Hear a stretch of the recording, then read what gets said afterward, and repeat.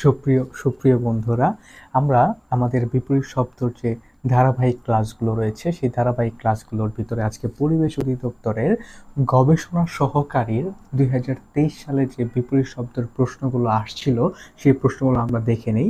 আমরা বিগত সালে যদি চাকরির পরীক্ষার প্রশ্নগুলো আমরা বারবার দেখি তবে আমাদের জন্য 60 থেকে 70 ভাগ কমন আমাদের পরবর্তী পরীক্ষাতে পড়বে।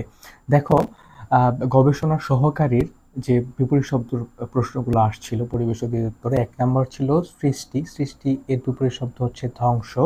তারপর অতীন্দ্রিয়। অতীন্দ্রিয় এর বিপরীত শব্দ হচ্ছে ইন্দ্রিয়।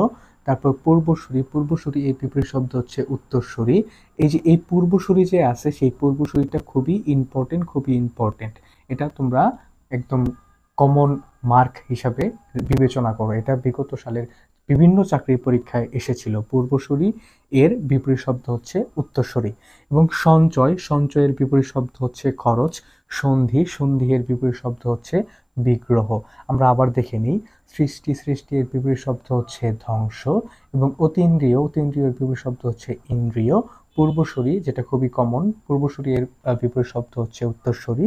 এবং সঞ্চয়ের বিপরীত শব্দ হচ্ছে খরচ। এবং সন্ধি এর বিপরীত শব্দ হচ্ছে বিগ্রহ। Stay with us, life is easy and beautiful. So ডিপ্রেশনে বা দুশ্চিন্তায় না পড়ে আমরা সারাক্ষণ পড়াশোনা করব এবং আমরা সফলতার দিকে এগিয়ে যাব। ধন্যবাদ।